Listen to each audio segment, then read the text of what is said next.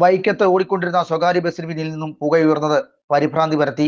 Brahmamangalam bund road service നടത്തുന്ന അമ്പാട്ട് ബസ്സിലാണ് സർവീസിനിടയിൽ പുകയുയർന്നത്. വൈക്കം സ്റ്റാൻഡിലേക്ക് എത്തുന്നതിനിടയിലായിരുന്നു അപകടം. ബസ്സിൽ നിന്നും പുക ഉയരുന്നത് കണ്ട് വൈക്കം ഫയർഫോഴ്സിൽ വിവരം അറിയിക്കുകയായിരുന്നു. വണ്ടിയുടെ പുറകിലെ ടയറിന് മുകളിൽ നിന്നാണ് പുകയുയർന്നത്. വൈക്കം ഫയർഫോഴ്സ് എത്തി പുക നിയന്ത്രണാവിധേയമാക്കിയതിനാൽ വൻ അപകടം ഒഴിവാകുകയായിരുന്നു.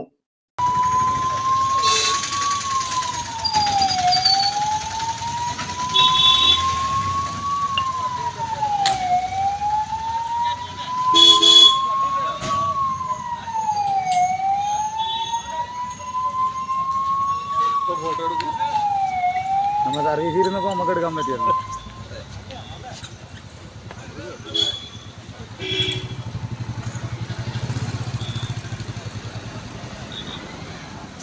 Vaikom fire station in charge PM Pavithran, leading ഫയർമാൻമാരായ VV സാജു, ജസ്റ്റിൻ, വർഗീസ് തുടങ്ങിയവർ നേതൃത്വം നൽകി.